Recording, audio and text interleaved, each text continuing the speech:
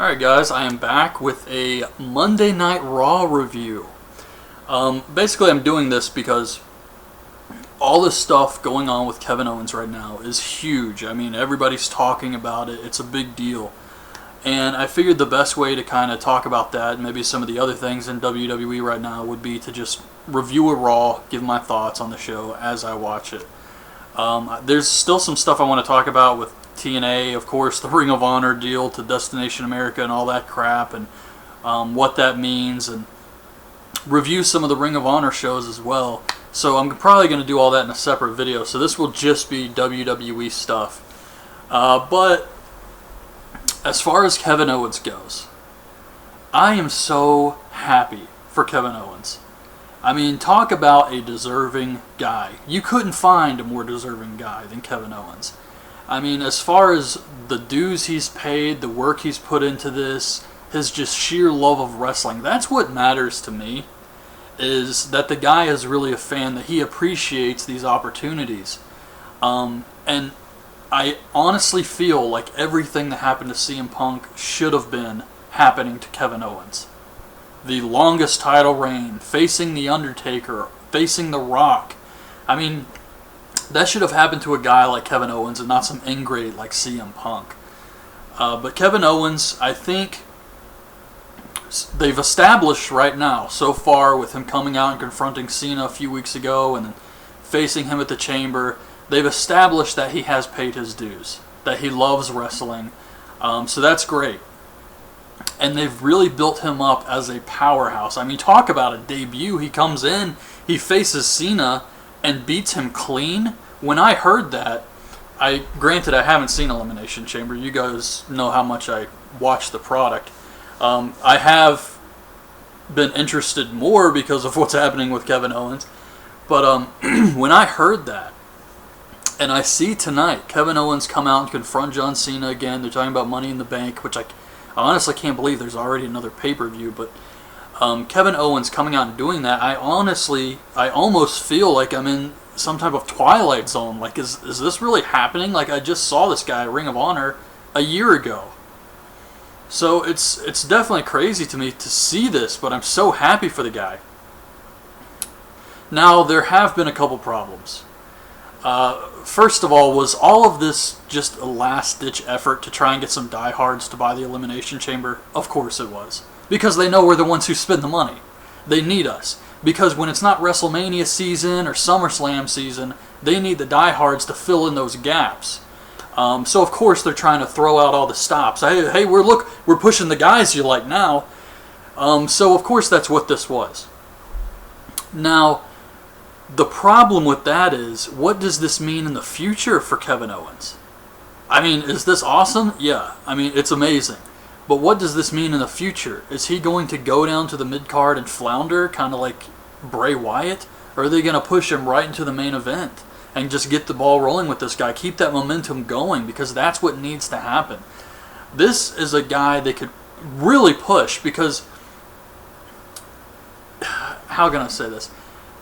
Like tonight, he comes out and he says, Cena, we've been watching you at the opening of Raw for like 10 years, and people are tired of it. Now, to have a guy like Kevin Owens say these things really carries a lot more weight, because he is one of the indie darlings. He's one of those guys. And for him to come out and just call Cena out, call it the way he sees it, that really makes him kind of like, yeah, you know, we've all been saying these things for a long time, kind of like what CM Punk was trying to do, except a lot less douchier. So I think people are going to really get behind him, and you could have something great with Kevin Owens, but they have to keep it going. And I know how awesome this seems, but I'm still nervous. Like, this company has betrayed me so many times that I'm still so nervous that as soon as this feud with Cena is over, he's going, hopefully not as low as Fandango, God forbid, but he's probably going to drop a little bit. And that really shouldn't happen.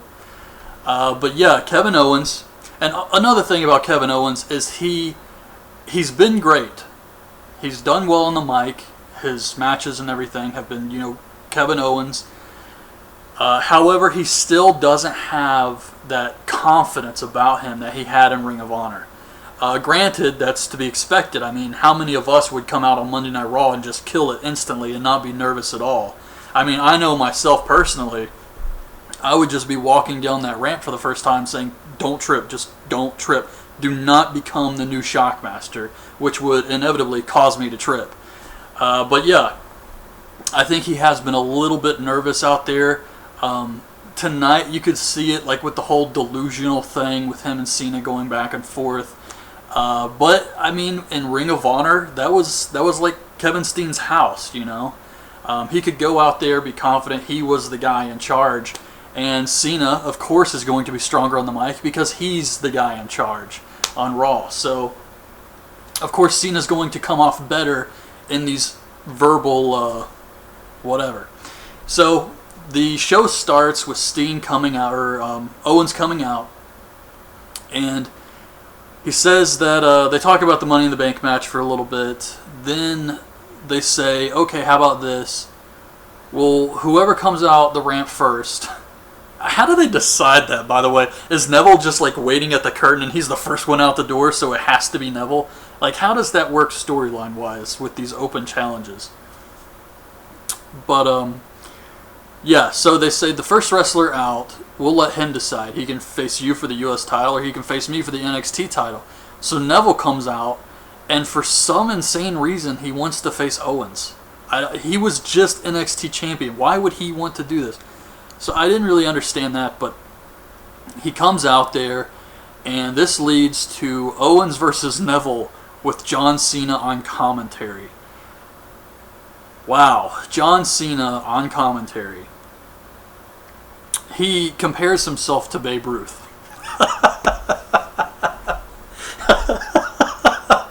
John Cena compares, he's the Babe Ruth of wrestling. This guy, he has been on top for a very long time in a period when wrestling has sucked. So, now not all of that's his fault, but some, I mean, wrestling is not as popular as it used to be. Now, that's not all Cena's fault, but because he has been the top guy for so long, some of it has to fall on his shoulders. Some of it is his fault. Not all of it, but some. So to say he's Babe Ruth is just a complete joke. Jim Cornette said this in his Wrestling is Dead video. Look it up on YouTube, Jim Cornette Wrestling is Dead. It's a very entertaining video where he just spits out a lot of truth, in my opinion. But he says that wrestling is the only sport, football, basketball, baseball, wrestling is the only one where less people watch it now than used to watch it. It's the only one. And yeah, for John Cena to come out there, he's been on top for 10 years, and that's not really a good thing, and he's definitely no Babe Ruth of wrestling. Then we have Kevin Steen defeating Neville. It was a good match. I like Neville. But the man that gravity forgot, you know why that is, right? Because those ears, they allow him to kind of hover in the air like a hang glider, so that gives him a few more seconds of hang time. That's why he's the man gravity forgot. They should really push that up as his gimmick. I'm just picking on Neville here. I can say that because I also have big ears, so it's okay. But yeah, I like Neville. I thought he looked great here, and for a second I thought, is Neville going to win? Because at some point they have to get this belt off of Kevin Owens. But that would still be like I said in the beginning, why would Neville come out and face Kevin Owens when he was already NXT champion? So it would actually be a downgrade to send Neville back to NXT at this point, I think. So he's going to have to drop it to one of the other NXT guys, which brings me to another problem with NXT. I've heard about Finn Balor and how great he is, obviously Bullet Club and all that stuff, you know. And I hear he's coming up soon too.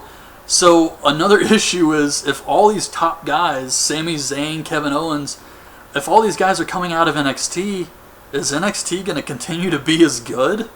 Because everybody's so into NXT, but once they lose all the stars, what happens to NXT? So that's all I had to say about the opening of the show. So let's continue here. So nothing particularly noteworthy has happened. Seth Rollins is talking to the Authority backstage. He tells them that he needs them, and he's allowed to pick his opponent for tonight. Then it's Nikki Bella versus Summer Rae. I have no idea what is up with Nikki Bella and the hats. It's like she decided to be slutty baseball girl for Halloween one year and then just decided to make it her gimmick. I have no idea what she's supposed to be. But she beats Summer Rae here. Then Roman Reigns comes out and Kane interrupts him. He's introducing all the competitors and Money in the Bank. So Dolph Ziggler comes out, and then R-Truth comes out, and he's like, oh, at Money in the Bank, and Kane's like, whoa, whoa, whoa, you're not in the match. And then R-Truth is like, oh, this one's on me, guys. And then he walks off, and then Dolph and Roman Reigns are like, oh, that crazy R-Truth, what will he do next? It was all very dumb.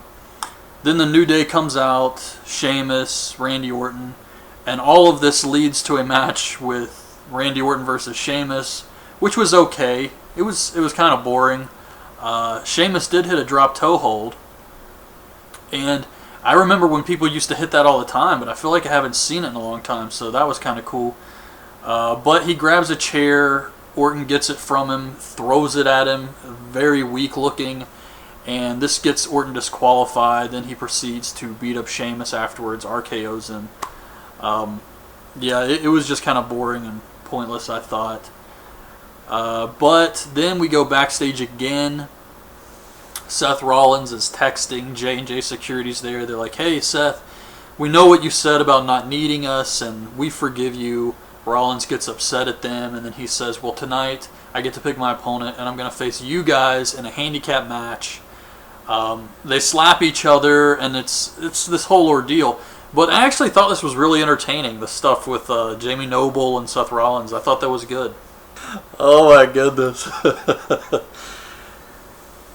So they've been showing these funny pictures of Dean Ambrose running around Bourbon Street on Instagram.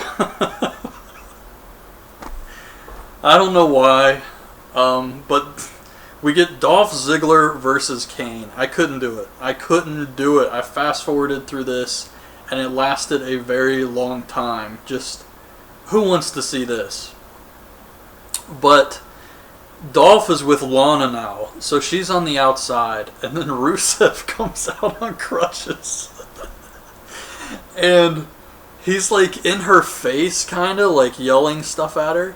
And so she's trying to get away from him, and she walks off the apron, or not the apron, the ramp, and she twists her ankle. So she walks off and immediately like collapses. And then Dolph sees this, he gets distracted, Kane choke slams him, beats him. This whole thing was beyond lame. So then we see like all these officials and Dolph checking on Lana. And the acting is so bad. He just keeps repeating the same things over and over again. Are you okay? And she's like, no. And he's like, oh man, are you okay? It was just like he had nothing else to say, and I think he actually dropped a couple F-bombs because the sound went out, and it sounded like that's what he said, but yeah, this was terrible. So we see a commercial for a new show on WWE Network, Swerved. From the producer of Jackass and Bad Grandpa, with what appears to be the budget of a high school film project, is Swerved, where WWE wrestlers play pranks on each other like Punk'd. This is so unbelievable. Oh man, so it's Miz TV. And Miz comes out, and he brings out his guest Ryback. And he tells Ryback he's ugly and the moneymaker is important. It's important to have a good face. It was okay. Then Big Show comes out. And he's talking about how he's a giant. He can crush bricks with his hands. If he wants something, he takes it.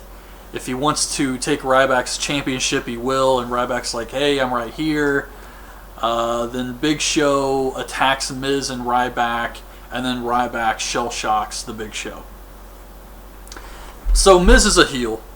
Ryback is a face. But why this is so funny to me is this is right around the time WWE would turn Big Show face again, because he's apparently not with the Authority anymore.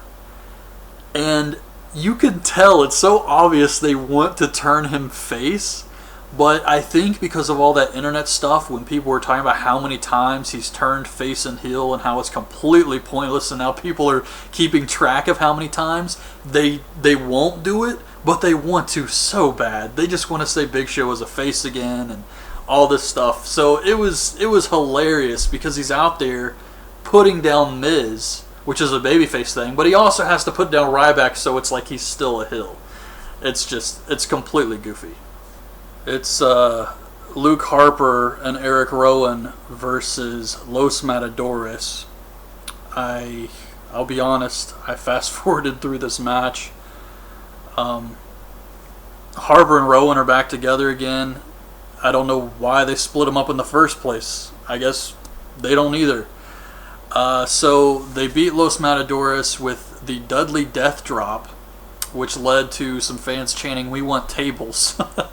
I was kind of surprised to see them use this move, but I mean, that's one of the best tag team moves in history, if not the best, in my opinion. So it's kind of funny that it took them this long to have another team use it.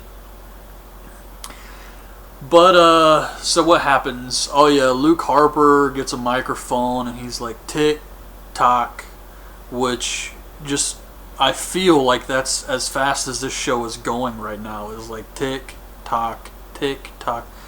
I mean, it's taking forever to watch this, and that's including fast forwarding. This is just too long. It's ridiculously long and pointless. There's really been nothing really good on this show. I mean, Owens versus Neville was okay. The Miz TV stuff was okay, but I mean, I'm at like 2 hours and 30 minutes right now. This is absurd. Then Kane is talking to Seth Rollins backstage. He says that he's going to win Money in the Bank and then cash in on Rollins. Yeah, right. And then we see Dean Ambrose on Instagram has just bought a ticket into the arena from a ticket scalper. Now, who is scalping tickets when there's 30 minutes left of the show? That just doesn't even make sense. So the primetime players have reformed, Darren Young and Titus O'Neil. And it's Titus O'Neil versus Biggie of the New Day. Very boring stuff here. The New Day starts attacking Darren Young on the outside. This distracts Titus. So Biggie hits the big ending and gets the win. And the thing is, I've heard a lot of people talk about how WWE is, they're doing so much with the tag team division now. Which does seem to be true. But it's like the age-old question, if a tree falls in the woods. If WWE rebuilds the tag team division, but all the teams suck, does anyone care? I mean, all these teams are bad. I guess Tyson Kidd and Cesaro are a decent team. They're still just two guys thrown together, though, that they weren't doing anything else with. And then I hear Tyson Kidd's been injured, so they're out for a while. But yeah, the teams are terrible. Now, they show another commercial for WWE Network's newest original program, The List. And it's celebrities talking about wrestling. And now a couple of these are, famous people, Kevin Hart, Jon Stewart. The rest of these people, I have no idea who they are. Well, I know some of them. So they show a Brady Bunch picture of some of the celebrities on here, and I paused it. And, okay, starting in the top left corner, you got who I think is Zeus. I think that says Tiny Lister, who is Zeus and Debo. So that kind of makes sense. the words are very small, so it's difficult for me. I know that's Sam Roberts, and then the girl is Kate Lindahl. Now, these two actually work together. They have a wrestling podcast type thing. They have a YouTube channel with Not Sam. And it's actually very good. I watch a lot of his interviews. I think I've seen all the interviews he's done with wrestlers. I really enjoy that. Definitely check out his interview with X-Pac. That was a good one. And I just had a power flicker, so I lost the box of characters. Now my DVR's got to restart. We've had a lot of thunderstorms tonight. I don't know how that's going to affect this video if it short-circuited something. But let's see if I can go off of memory. Okay, so you have those guys in the... it had the twins from the 22 Jump Street. It had it had the guys from Hardcore Pawn.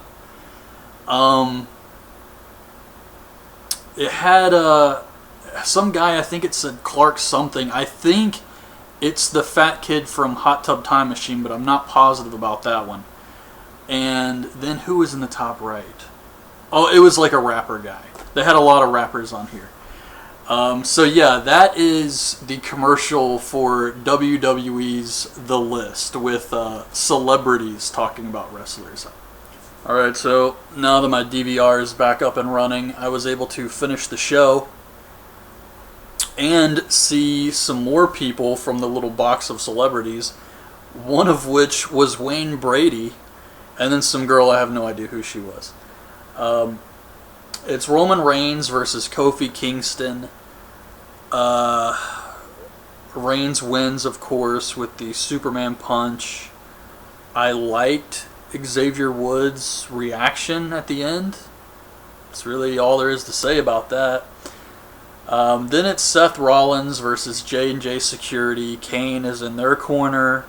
Ambrose shows up because he bought the ticket from the scalper. And man, did this guy get lucky as crap, because he got a front row ticket from the scalper last minute. I mean, he's right up front row. But Rollins beats him up. They try to cheat against him. Eventually, Ambrose jumps the barricade, throws the title in the ring. This distracts Rollins. So Joey Mercury runs up, rolls up Seth Rollins, and gets the win. Then, as Rollins is watching J&J Security and Kane celebrate, Ambrose runs in, hits Dirty Deeds, and steals the title back. And that was the end of the show. While I like what they're doing with Dean Ambrose, a lot of it does come across as silly and a bit dated. You know, the whole thing when Rollins is beat up and he's near Ambrose's side of the barricade, he's dumping popcorn on his head and stuff like that. It's kind of silly and dated, and it just makes me think, like, wrestling, when it comes to the storylines in WWE, it really hasn't evolved at all. It's always the same stuff. That being said, I do like Dean Ambrose. I feel like they could do way more than this with this guy, but at least they're doing something with him. Now, I don't know how they're going to keep the title on Rollins. I hope Ambrose beats him, but I think that's a long shot. I think Rollins is going to retain. And that being said, that looks really bad for Ambrose, considering that Rollins just lost to Joey Mercury here. So how are they going to have Rollins beat Ambrose and keep Ambrose looking strong? And Ambrose hasn't exactly had the best winning streak to begin with. He really needs some stuff to establish him as credible. Right now, he's just a goofball who runs around and does crazy, wacky shenanigans, but then always loses. And who wants to back a guy like that? As far as this show goes overall, I thought this one was pretty boring.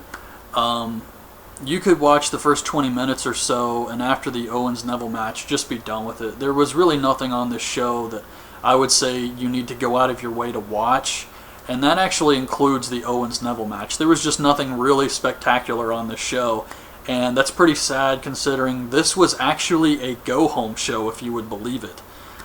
So, Yeah, it's just too stinking long. And I'm not going to harp on that because everyone's been saying that for years now. Ever since Raw moved to 3 hours, everyone's talked about how long the show is. It's just too long. But the truth is, if they're making extra money off of the advertisements, like any business, as long as it's making the money, why would they change it? Even though it would probably help them out in the long run. And also, maybe they think it would cause a negative perception of the product if it's like, oh, Raw couldn't handle 3 hours, they're back down to 2. I have no idea, but this one was tough to get through for me, and like I said earlier, even with fast forwarding, this one just seemed to go on and on. I mean, second to last match is Roman Reigns versus Kofi Kingston. Are you kidding me? This is a go-home show? Like, this show wore me out. Like, I had tons of energy before I watched this, and now I'm just like completely drained. And that is not good. But that's my review of Raw for this week. I hope you guys have enjoyed the video. Leave your thoughts in the comments, and thanks for watching.